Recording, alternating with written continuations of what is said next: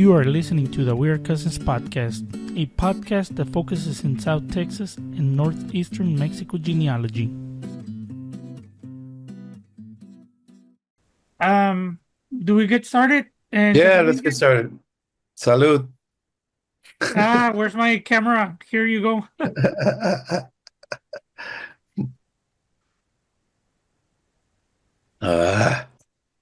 Well, hello everyone, and welcome to the We're Cousins podcast. The title for this episode is going to be South Texas and Tamaulipas land grants. If you see me looking to the side, it's because I'm reading. But basically, the summary of this presentation is when we walk the land of our ancestors, we feel pride and a sense of belonging. In this episode, we explore and provide information about South Texas and Tamaulipas land grants. Did your ancestor receive a land grant? Well, that's a great question. And hopefully, while you're doing your genealogy research, you'll get to find out. So, Good morning. Good morning. Good morning. Yes, we have Wellester here. Even though the screen says Berta Rojas, disregard that. I gotta change that. I'm using my wife's Mac. So we have Wellester, who's our co-host. And Wellester, do you know why a lot of us like to focus on land? Basically, it's for me, it would be part of the originals, pride, information. I'm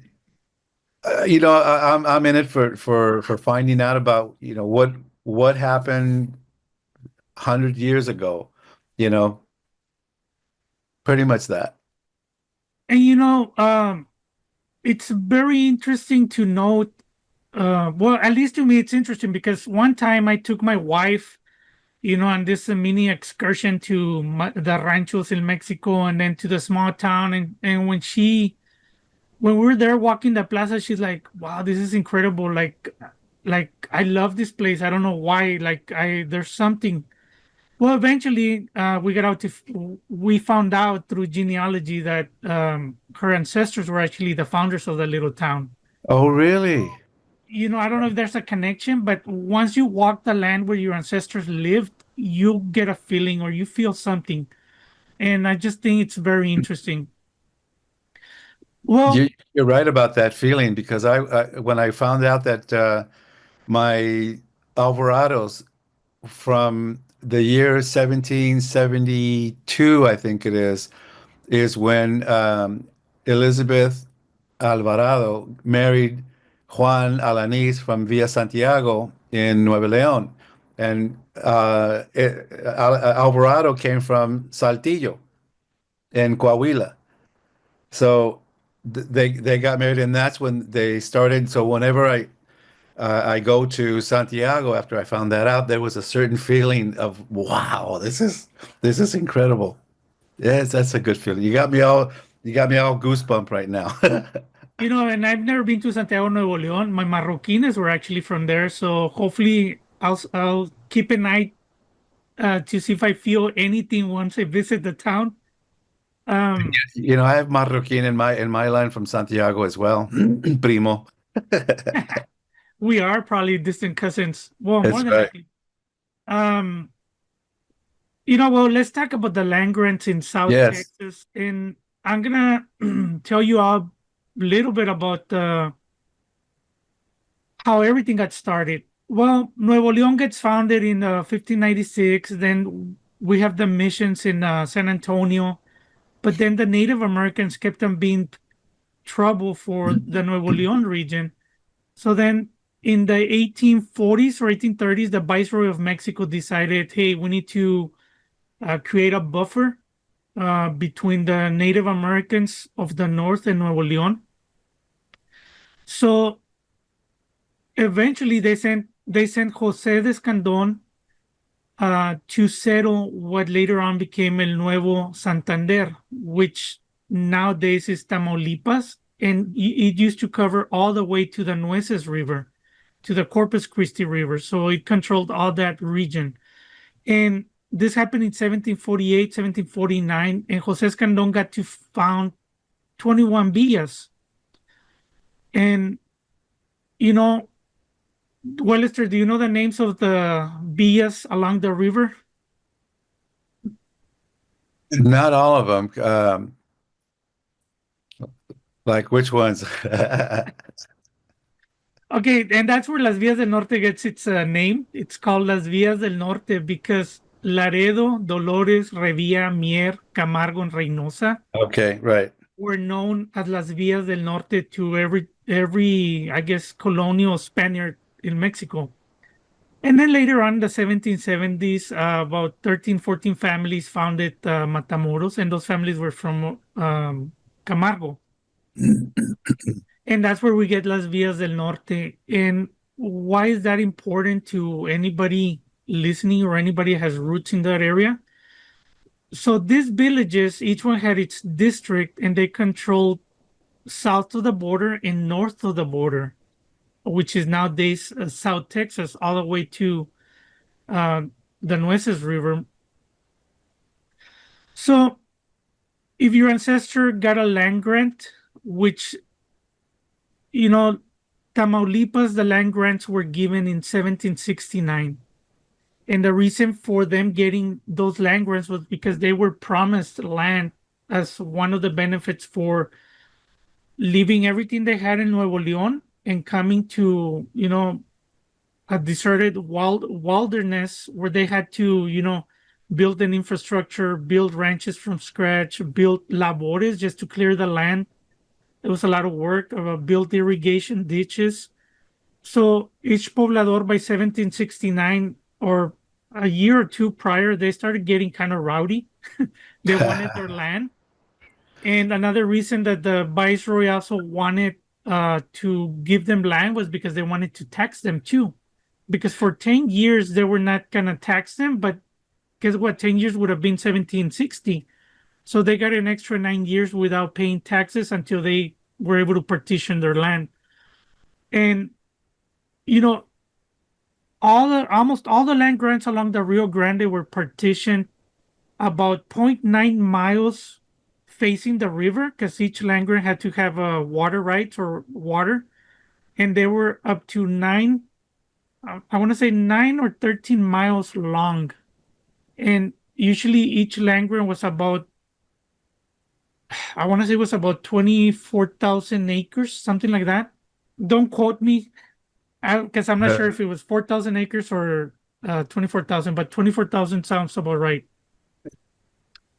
And this happened along about the Rio Grande River and also the San Juan River on the Mexican side, which is on the Oh, Tamaulipas side. did they have a criteria as to, how much head of cattle or sheep or blacksmiths or anything like that to have before they receive the land grant? As far as I know, no. There is an excellent book that I want to share with you guys, and it's this book, and it's by the Texas General Land Office, and it's titled New Guide to Spanish and Mexican Land Grants in South Texas. But the name is deceiving. Even though it says South Texas, it includes northeastern Mexico, Oh, which is wow. the towns that I was mentioning, Laredo, Dolores, Revilla, Mier, Camargo, and Reynosa. It has a little map of the land grants that Mier controlled, the ones Camargo controlled, the ones Laredo controlled, the ones Reynosa controlled. And what's great, those maps are numbered, the land grants are numbered, and then it has a list of who received that particular land grant. And there's a distinction. There, some of the people that got the land grants are labeled as antiguo poblador, meaning that they were Uh, one of the original the grantees. original people, right? Otros just poblador and otro poblador reciente or something like that. There's different labels, and that gives you an idea. Okay, this is one of the. Hold on, let me see if I could find that. Oh, it's called Primitivo Poblador, the original settlers. Okay. And then it says agregado settler, meaning agregado that they were added later on that they arrived, or sometimes they're children of the Primitivo Poblador. because you got to remember, there's 19 years, almost from 15 to 19 years, depending on when the town was founded, uh, to the time they got their land grant. So some of the little kids were already grown and they needed land of their own, and that's how they were partitioned. And now, the Tamaulipas land grants, there's records, and it's usually just a little paragraph. For example, my ancestor got porción, I want to say it was porción 13 in the Antigua Jurisdicción de Mier, which is in Mier, but on the San Juan River. And it said there, y se le deja a Francisco Ángel de la Garza por tener un rancho establecido, All meaning right. that he already had a ranch there. And we have copies of the formal land grants, but what's kind of crazy is that when they were on the descriptions, all these people already had a ranch and the particular land grant that they got. I don't know if there was something, if someone came earlier and distributed the land but did not make it officially, and this individual settled on that particular plot of land. Because if not, what are the odds that they had a ranch there and the measurements aligned with other ranches? Yeah. So Yeah. Somebody surveyed it. yeah, so I'm thinking they probably surveyed the land when they established the town, and each poblador got a little piece unofficially until they made it official in 1969. I'm sorry, 1769. And Plus, they had there's to wait. They had to wait quite a bit of, because the information wasn't, dial them up and send them leave them a message on his recorder. They had to wait for any kind of information, any kind of question to be answered. and what's interesting, Will, is that I've researched a lot of families of the fundadores from Mier, Laredo, Camargo. Reynosa haven't done much research, but in Mier or in Revilla, Guerrero, I'm usually searching, okay, for this particular couple or that appears in the original settlers, but then there's nothing. And then I find records of them having children 5 years later in some other part of Nuevo León. And that just tells me that those settlers did not have the family support to be able to, I guess, withstand in a new area that had no infrastructure. So they just decided to leave. And we don't find them on the land grants. It was really, really tough, man. I imagine you had to chop down the bushes, which were almost height of a tree, and then the trees, and then the wildlife, and then the I forget how many tribes of different Indians that were around, like 32, something like that.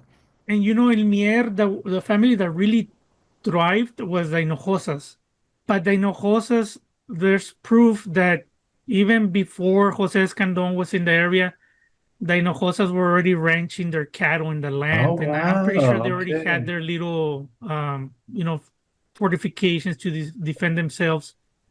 Um, and that's one of the reasons that they petitioned, because they originally went to Camargo as settlers of Camargo, but then 3 years later they petitioned Jose Escandon to create their own town, and eventually became Mier. So Ciudad Okay. Mier was founded by the Hinojosas. All right. You have the patriarch, and then like half of the other families are his children, and that Wow. family really thrived in the area. Okay. That sounds really. Now, yeah, and about the South Texas land grants, it was the same pattern. They got distributed in 1769, but the only difference is that Tamaulipas, when Tamaulipas was created in 1820, they awarded a lot of land grants and some huge land grants, like the Bailly land grant for South Padre. Um, and they awarded those land grants all the way to 1836. Once they saw that, they were going to lose Texas, the Tamaulipas started issuing a lot of land grants to Wow. basically give the land to a lot of Hispanics. Unfortunately, a lot of them, because there were a lot of Indian raids, they left to Hmm. Mexico, Right. and many families didn't come back. So when Texas becomes its own republic, one of the first things they did was create a Texas General Land Office because they knew that they needed the land to be able to fund a lot of things. And they wanted basically, okay, we got to grant titles, measure everything. So people could start selling land, buying land, and basically started building an infrastructure based on the land. And then anything that was not confirmed in the 1850s became property of the state. So a lot of Uh-huh. families that left to Mexico never came back to claim that land. They actually lost their land grants. But this book, so I was mentioning, this one has more information on each particular land grant, when it was awarded, who claimed it, and if they lost it in when they were supposed to confirm them. So it has a lot of neat and valuable information. And guess what? This book, it's only 15 bucks. Wow. That's You really can nice. Hey, at what time did the Texas Rangers get formed? What year? honestly, I have no idea, but I think they were one of the first policing institutions created in Texas, and more than likely it was about 1836. In the mid 1800s, because Yes. there's there are documents where the Texas Rangers would come down to Monterey and raid the I don't know what kind of office, the land grant offices, and take the documents of the actual land grant that the King of Spain had given to the colonials or the Spanish people or the Mexican people. Um, and they have, stories and stuff like that. I don't know if it's documented as far as printed somewhere, but that's the hearsay. And in regards to this topic, I think, Willister, you're gonna try and find somebody for next month, correct? That's gonna talk about that topic. Yeah, there's a guy that I met that's he's a historian and he was the historian for the city of Santa Catarina in Nuevo León, which is about maybe 5 minutes, 10 minutes outside of Monterey, right along the river. So yeah, he's got information on that, and that's one of the pl first places that I heard about that. Okay, so next month we're gonna try and have him over, and it'll be in Spanish because I think he only speaks Spanish. So if you could understand Spanish, be on the lookout for that episode. Hopefully, mid month we'll be able to publish it. And I think that's gonna be an interesting topic. I've read some stuff about the US coming into Monterrey and Mexico looking for records, but this is something I hadn't heard about, and I'm very eager to learn more about it. Well, in the 1800s as well, when the U.S. Invaded Mexico, they came through Monterey and they stayed here for 2 years. And in the meantime, while they were here, they were doing a lot of research and looking for all kinds of good stuff, which they took. Um, so you can no longer prove anything from the past. And something I want to tell everybody. Well, let's just what I want to tell everybody is about some resources. An amazing resource is this one. If you can spare 15 bucks, just go to the General Land Office website for the state of Texas and search for the book. Just type in the title and it'll pop up. And you could order it for 15 bucks plus shipping and handling.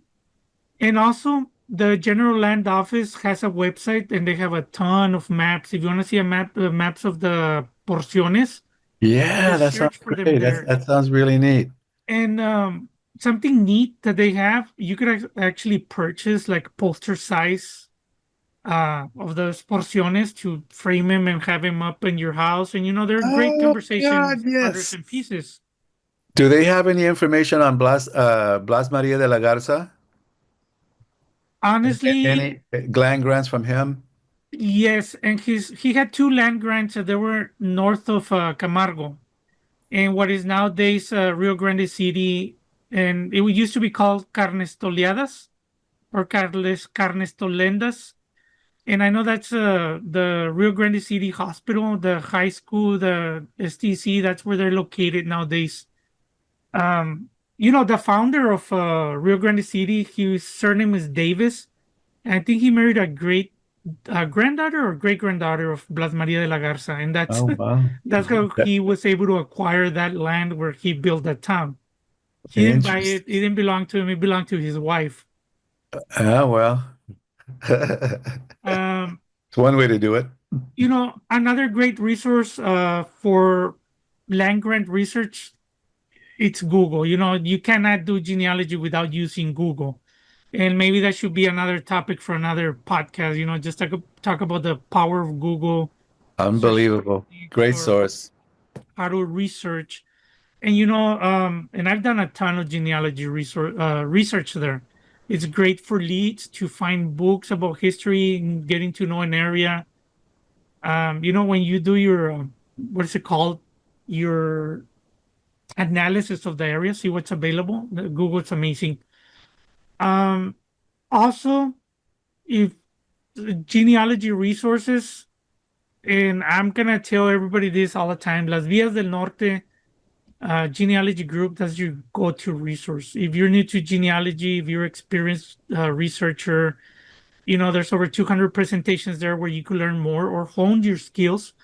Also, we have a database with over 1,300,000 people. And guess what? All the people that got land grants here, uh, more than likely you're gonna be able to find them on Las Vías del Norte. And Wow. sometimes, and I've been able to find a lot of because the book just mentions the name, right? But then you start finding patterns about family groups. Because, for example, a pattern that I discovered recently was the Olivares of Camargo. My task was to find the particular ancestors of an individual. I couldn't find the parents, but through the research, we discovered that they receive land grants in the Mier jurisdiction and land grants in the Camargo jurisdiction. And you think, well, they're separate places. But then once you put them on the map, the land grants were facing each other along the San Juan River. So that Really? just tells me that all these Olivares males that received land grants, and there were about 5 or 7 of them, were either cousins Right. or brothers, or the father and the brother and the children. But unfortunately, we couldn't trace any of them to Monterrey or tell us where they came from. Well, we know they came from Cerralvo, but it's a time period where those Cerralvo records are missing. And I know it's something that we've talked in the past at the Weird Cousins podcast. And you know, another great or another excellent resource is the Weird Cousins blog. And I highly recommend that you all check it out. We also have a Facebook group. And well, sir, do you want to know about the upcoming conferences? Absolutely. We've got people from Monterey here that go to your conferences, via the Zoom and so forth, but they're waiting for it and they're waiting for dates. I've already had people ask me about it in the Facebook groups that we have. Yeah, absolutely. And for our community, we're lucky that we have two conferences. We have the Texas State Conference, which is going to be this September 26th through the 27th in San Marcos. And our friends at the Texas, no, what is it called? The Tejano Genealogical Society of Austin. They're going to be the host. They're going to be hosting it this year. Each year, a different organization gets to host that particular conference. So this year, it's going to be in San Marco. I'm lucky that I'm going to be a speaker, and I'm also going to have 3 vendor tables there. I don't think I have enough books to fill 3 tables, but I'm going to attempt. I'll be there if anybody wants to show up and just talk to me or get to know to me, take a picture, or talk about genealogy, talk about our common ancestors too. Um, What's interesting, Moises, is that you've got so much information and so much time that you've put into the genealogy world that it's become normal and natural for you to speak about it. But someone who's not familiar with most of it, every drop of syrup that comes out of your mouth from your knowledge is like a wealth of information for people. So yeah, it benefits, it behooves them to come and talk to you just for a couple of things that you right off the top of your head are going to give them information that's going to help them tremendously. Sometimes when I'm talking, well, when I'm on the vendor table, I love having a vendor table, not so much because I'm gonna sell stuff. Sometimes I don't even sell stuff, don't even make money, but my favorite part is that everybody knows where I'm at during the conference. So everybody feels like, or, I encourage everybody to come and talk to me. And that's something that I really enjoy, talking to everybody that, you know, makes a decision to go and talk to me. And you Um, know what? If you give me a couple more seconds, I wanna. It seems like I'm throwing you a bunch of flowers and stuff here, but I've had the heads of the Mormon Church here in Monterrey, Mexico, when they put on some really big trade shows in the States and here, and also they started one in Mexico City. And what was very interesting when they first started to do it, they got a hold, excuse me, they got a hold of me to see if I can talk to you, so that they can invite you, to one of their conferences as a guest speaker. So that tells you what kind of information you have for people like a whole organization like that to be able to come looking for you. So kudos for you. And yeah, if anybody comes and sees you, they're speaking with somebody very knowledgeable. Anyway, go ahead. and that happened a few years ago. And actually, they took me to Salt Lake City to Roots Tech, and I did several presentations for them there, and it was a pretty neat experience. If you, as a genealogist, right, never been to Roots Tech, it's something that you have to do at least once in your life. It's a huge event. It's not really focused on Hispanics, but hey, like I tell everybody, every presentation, if you think outside the box, you're going to be able to mold it, what you learn, apply Exactly. it to your research. And that's Exactly. where, you as an attendee of whatever conference you attend to, you have to have an open mind. You can't just ignore an event because, oh, it's not for Hispanics. Regardless, you learn and you apply it to It's the Hispanic basic step by research. steps on how to do genealogy in general, and that you apply it to your specific niche. And now let's talk about the Weird Cousins Conference. This is gonna be the eighth time that we do it. We have been trying to do it yearly, and it's the eighth Weird Cousins Conference. It's gonna take place virtually, meaning virtually that you could attend from your house, your work, wherever they let you Be in see your PJs. presentations. Be in your PJs, have beating a sandwich, ice cream, whatever you want. That's right. Um, So it's gonna be virtually from September 17th to the 19th. It's gonna be six presentations per day. One presentation an hour starting at 9 in the morning, and then we break for lunch. And I recommend everybody, you know, quick drive to a restaurant, pick up something, or have something ready already at your house. Um, but we're cutting something that we've focused since the very beginning. We've tried to get professional genealogists or experts in their field. You don't have to be a professional genealogist as long as you know your material real well. Like, we would love to have you as a speaker.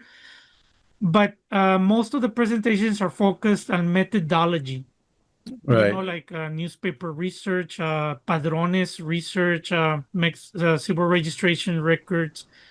Um, Also the resources of the different areas that people should look, because when you're starting out, like I said, for you and I, we already have a plethora of information and resources.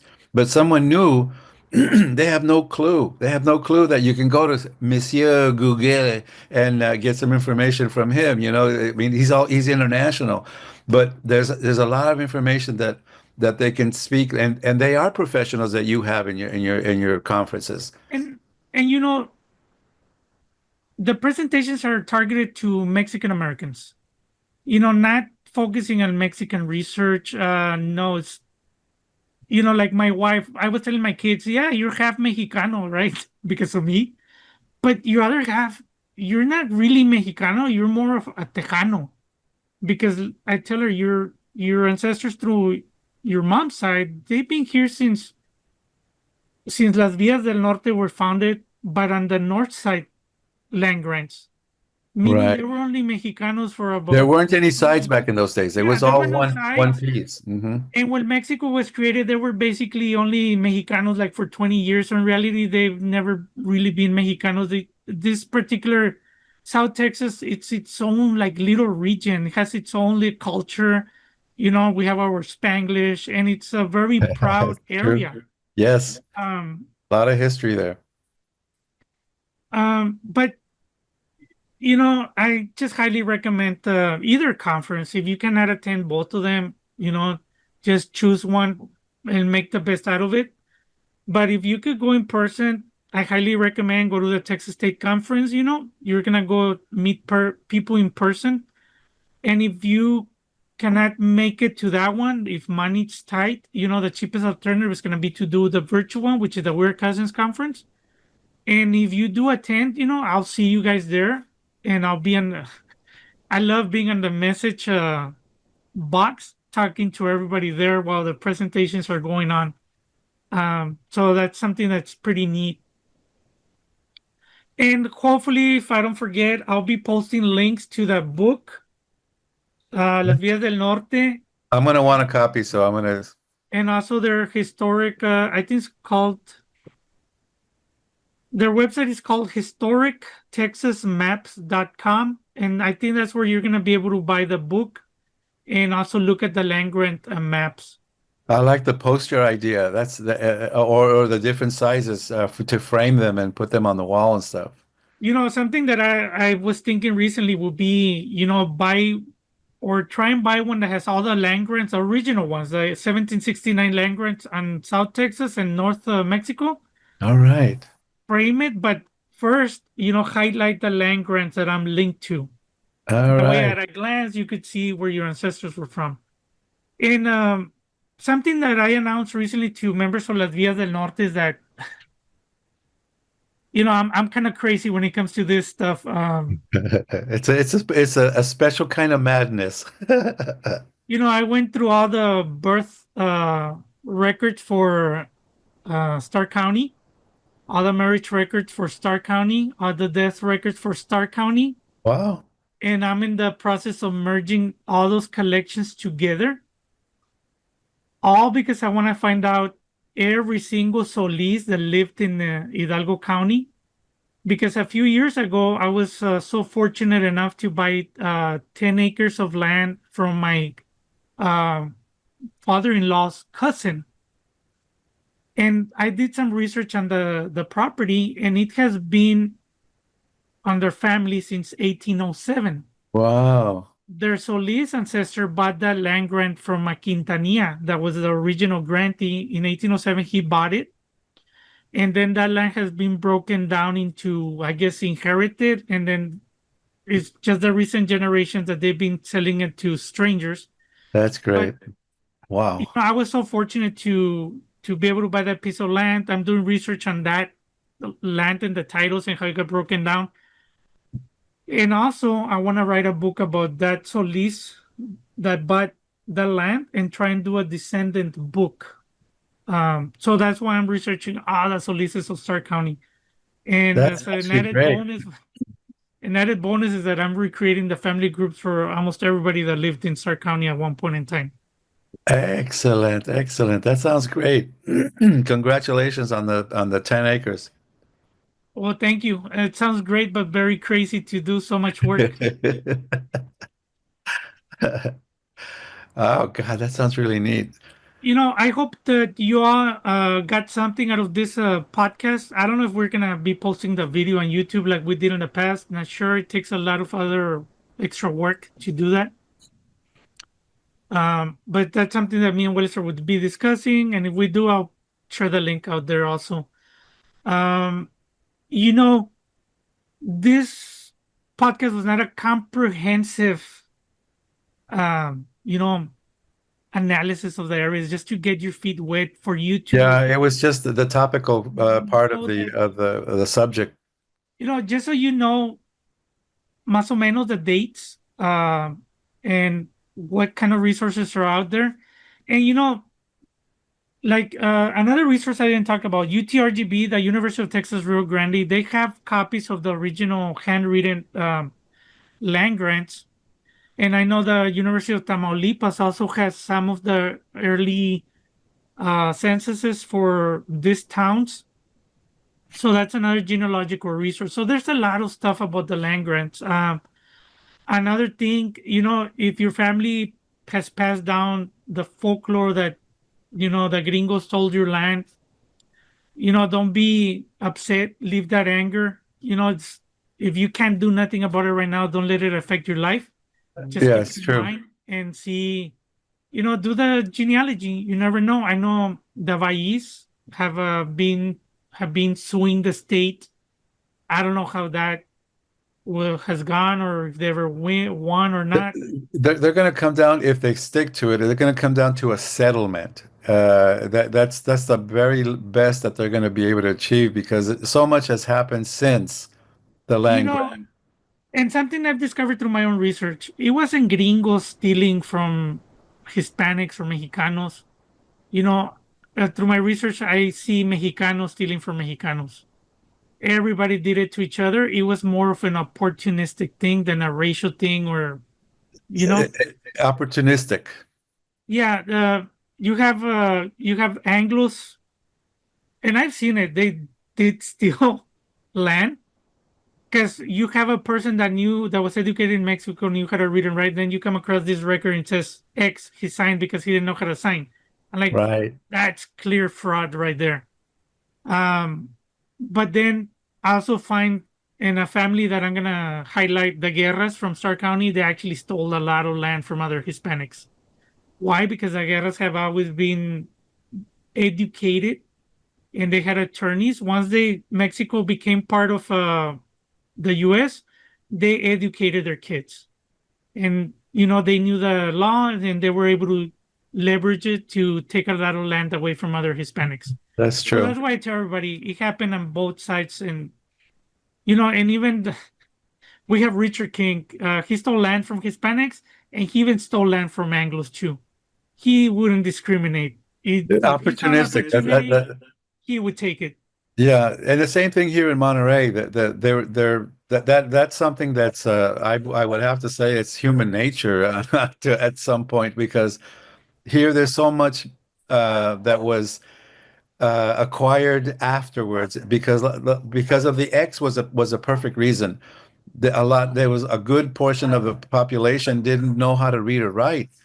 Even the educated ones were not educated to the max because when you see how they wrote, it was badly written, and how they spoke and so forth. So the education was limited, and the ones who were educated, they just capitalized on it, and that's here and there. Yeah, so like you said, it's human nature. Unfortunately, it happened. It's in the past. Yeah, it happened exactly. If we can't do nothing, like I tell my wife, if I can't change something, I'm not gonna worry about it. And that just reduces the stress level. Really, if you think about it, the logic is, let's say there's a land grant and it's 100% in your family. But right now, that happened, let's say in the 1700s or 1800s, the early 1900s. But now there's concrete, there's buildings, there's factories, there's all kinds of structure, infrastructure. So you can't go back. And before we leave, I'm gonna give a little tip to everybody that has inherited land in South Texas or bought a piece of land in South Texas. Um, you know, Stark County, Hidalgo County, Cameron County. Stark County, their online records are not that good. They only focus on the recent stuff, and I totally understand because their budget is less for staff. But when it comes to Cameron County and Hidalgo County, they have almost all their land records online, free, available for everybody to access. All you have to do, you go to their websites, enter the name of your ancestor, and see if there's any records about them. When I was researching my wife, I was able to find a record about her ancestor where he and his cousin were buying land, or actually were trading land in the Camargo jurisdiction for their land in the South Texas since their primos were not taking advantage of the land in South Texas, they actually traded the land. Wow. These guys wanted to stay on South Texas. And what was so great about the document is about 15 pages. It had a whole family tree of how the land came to be from the original Wow. grantee to them. And to have the actual copy of the document, wow. So and that document was from the 1890s, 1890 something. So you never know what you're gonna find. And sometimes you get like even affidavits of heirship, meaning like they're basically like little genealogy family groups or family trees proving how they received the land. Because just like in Mexico, in South Texas for many years, people just like, well, this is your piece of land, this is your piece of land, and they never formalized it in court. So eventually they had to, if somebody wanted to sell to somebody, The they survey. had to do survey it and do everything in the family tree, see, make sure it belonged to those people or that person. So you never know what type of goodies you're gonna find. That's Another true. another thing, that website by the General Land Office, if you know your ancestor received a land grant, you could go and actually search for that original document. And when the state of Texas surveyed the land, you're gonna find that they created a little map and has the I guess the designations or the boundaries of the land. It has a description and you know who we got awarded to. So you're gonna find a lot of neat information also. Well, that's out there. So you never know. And That's excellent. if you do find that you had any ancestors that receive a land grant, let us know in the comments. We would love to know more about it. Also, if you have any questions, put them in the comments, and I'll try and answer them once I get a chance to. Well, Lister, do you have anything else to add before we get going? No, I like the fact that we can purchase that book and the different sizes of the maps. That's actually I'm going to do that. And I also like the fact that those tidbits that you've given to people about the information and finding out those little nuggets of gold that pop up unexpected. Those are great treats. Well, thank you, Lister. And also, Lister, thank you for being here with us. And everybody else, see you all next time. Yep. See you later from beautiful downtown Monterrey, Mexico. And that's it for our podcast. I hope that you enjoyed our conversation. And also, I want to thank Las Villas del Norte once again for sponsoring this show and encourage you to go visit Las Villas del Norte at lasvillasdelnorte.com. Remember, Las Villas del Norte provides the same benefits that a genealogical society does, but on a digital platform. They have newsletters, monthly video presentations, and a lot of other great stuff. Please go ahead and visit them. And thank you. Until the next time.